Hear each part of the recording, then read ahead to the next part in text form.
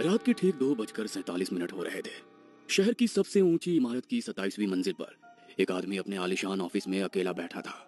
बाहर कांच की दीवारों से पूरा शहर दिखाई दे रहा था, रोशनी से चमकता हुआ, लेकिन उस कमरे के अंदर अजीब सा अंधेरा पसरा था। उसकी टेबल पर एक छोटा सा मिट्टी का पुतला रखा था।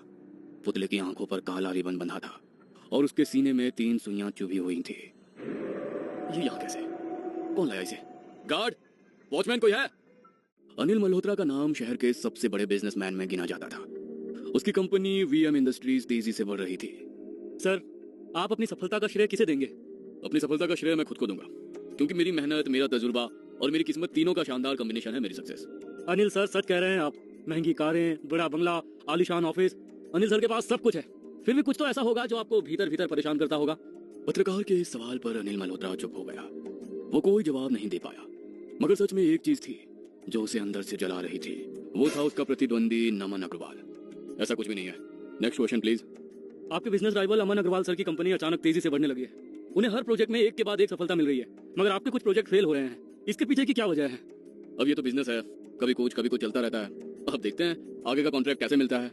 कहते हुए अनिल ने प्रेस कॉन्फ्रेंस खत्म की और अपने ऑफिस आ गया। ऑफिस में उसके कॉलीग उसका इंतजार कर रहे थे, क्योंकि आज एक और कॉन्ट्रैक्ट नमन को मिला था, अनिल को नहीं। जैसे ही अनिल ऑफिस पहुंचा और ये खबर उसे मिली, उसने गुस्से में फाइल फेंक दी। ये कैसे हो सकता है? ये तीसरा कॉन्ट्रैक्ट उसे मिला है और हमें नहीं। हमारी कंपनी में कोई तो है जो उसे हमारी कंपनी की कोटेशन बता रहा है।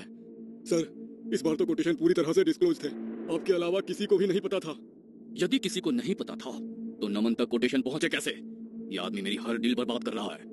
कहते हुए अनिल की आंखें लाल हो गईं। धीरे धीरे अनिल के दिमाग में एक अजीब सोच बैठ गई। उसे लगने लगा नमन ने उस पर, उसके कारोबार पर नजर लगा दी है। अनिल पहले ऐसा आदमी नहीं था जो इन चीजों पर विश्वास करे, लेकिन लगातार असफलता ने उसके दिमाग को बदल दिया। एक दिन वो कार से कहीं जा रहा था। कार उसका पुराना ड्राइवर चला रहा था। गणेश, एक बात पूछूं? सर बोलिए। क्या तुम बुरी नजर में यकीन करते हो क्या? हाँ साहब, बुरी नजर तो होती है। हमारे गांव में तो यहाँ तक कहते हैं कि नजर से पत्थर भी टूट जाता है। तो नजर से बचने के लिए क्या किया जाता है? वो साहब, वो आप क्यों जानना चाहते हैं? तुमसे जितना पूछा उसका उतना जवाब दो। साहब मुझे एक अघोरी बाबा के बारे में पता है। लोग कहते हैं उनका उतारा कभी खाली नहीं जाता। वो शमशान में रहते हैं। उनका नजर का उतारा तो बहुत गजब का है। शमशान के बारे में सुनकर अनिल कुछ देर चुप रहा। वो कुछ नहीं बोला तो ड्राइवर भी चुपचाप गाड़ी चलाने लगा।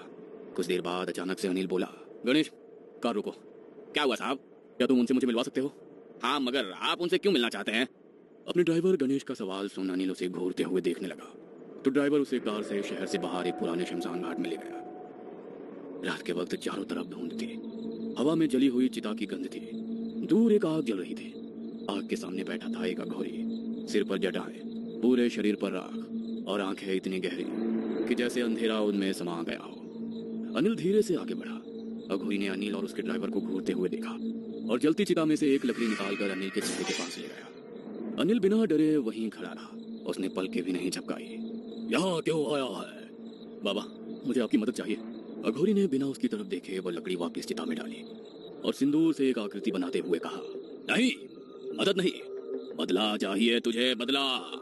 उस अघोरी बाबा की बातें सुनकर अनिल चौंक गया। अघोरी धीरे धीरे मुस्कुराया, फिर अपने झोले में से मिट्टी और राख निकाली। अब ये मत पूछना कि मुझे कैसे पता। मैं सबके मन की बात जानता हूँ। तुम्हारे मन की आग यहाँ से भी दिख रही है। जब आप सब जानते ही हैं तो मुझे कोई उपाय बताओ। अनिल का सवाल सुनकर भी अघोरी बाबा कुछ देर चुप रहे। अनिल उनकी चुप्पी से परेशान हो कभी उन्हें देखता तो कभी अपने ड्राइवर को। कुछ देर बाद फिर अघोरी ने उस मिट्टी और राख से एक छोटा सा पुतला बनाया। यह नजर का टोटका है। इस पुतले में तुम्हारी सारी समस्या का समाधान है। अघोरी की बातें सुनकर अनिल की आंखें चमक उठी। वो पुतले को हाथ में ले अघोरी से सवाल पूछने लगा, बाबा, इससे क्या होगा? जिसकी फोटो इस पुतले पर होगी उसकी किस्मत धीरे धीरे खत्म होने लगेगी और बदकिस्मती उसके दरवाजे पर दस्तक देगी। यह सुन अनिल की आंखों में चमक आ गई, मगर बाबा की आवाज अचानक गंभीर हो गई। यह नजर का उतारा शमशान की मिट्टी और चिता की राख से बना है। ये तुम्हें भी डराने की कोशिश करेगा, मगर तुम्हें किसी भी हाल में डरना नहीं है। मगर ऐसा क्यों? अगर तुम्हारे मन में जरा सा भी डर आया तो ये जादू पलट जाएगा, फिर तुम्हारे बुरे दिन शुरू होंगे। अघोरी की बातें सुन अनिल हंस पड़ा। उसने अघोरी बाबा की ओर देखा और पास खड़े अपने ड्राइवर की ओर देखा। ड्राइवर की आंखों में डर था, मगर अनिल की आंखों में चमक थी। मैं डरने वालों में से नहीं हूँ। वो तो मैंने तुझे परख लिया। कहते हुए अघोरी ने पुतले पर नमन की फोटो लगाई और 3 सुइयां चुभो दी। पास ही जल रही चिता की आग अचानक तेज भड़क उठी। कुछ ही हफ्तों में सब बदलने लगा। नमन के प्रोजेक्ट फेल होने लगे, उसकी कंपनी में नुकसान होने लगा, उसकी कार का एक्सीडेंट भी हो गया। अचानक से सब कुछ बुरा मेरे साथ ही कैसे हो रहा है? मैंने तो कभी किसी का बुरा नहीं चाहा, फिर मेरे साथ ही क्यों? वहीं दूसरी तरफ अनिल की किस्मत चमकने लगी। नए कॉन्ट्रैक्ट, नया बंगला, बड़ा ऑफिस, हर जगह उसकी जीत हो रही थी। अनिल बहुत खुश था। उस एक रात ने मेरी किस्मत बदल दी। अब दुनिया मेरे कदमों में है। लेकिन जैसा कि कहते हैं, दूसरों के लिए जो गड्ढा खोदता है तो खुद उसी में गिर जाता है, वैसा ही कुछ अनिल के साथ होने लगा। उसके साथ अजीब चीजें होने लगी। एक रात उसने देखा उसके कमरे में रखा पुतला अपने आप हिल रहा था। वो पूरी रात नहीं सो पाया। ये सब क्या हो रहा है? कहीं मेरे मन का भ्रम तो नहीं? दूसरी रात अनिल ऑफिस में ही काम करते करते सो गया। वहां उसने सपना देखा कि नमन उसकी तरफ देखकर मुस्कुरा रहा है और कह रहा है, ये सब ज्यादा दिन नहीं चलेगा, जादू जरूर पलटेगा। इस बार सपना देख अनिल पसीने में भीग कर उठ गया। पहली बार उसके दिल में डर आया। वो ये भूल गया कि अघोरी ने मना किया था डरना नहीं है। उस रात ठीक 2:47 पर टेबल पर रखा पुतला हिलने लगा। वो आवाज ही दे रहा था कि अचानक कमरे की लाइट हल्की हल्की टिमटिमाने लगी और तभी पुतले का सिर धीरे धीरे खुद ही घूम गया। कुर्सी पर बैठा आदमी घबरा कर खड़ा हो गया। वो आदमी था अनिल मल्होत्रा। लेकिन उस रात उसके चेहरे पर एक अजीब सा डर था।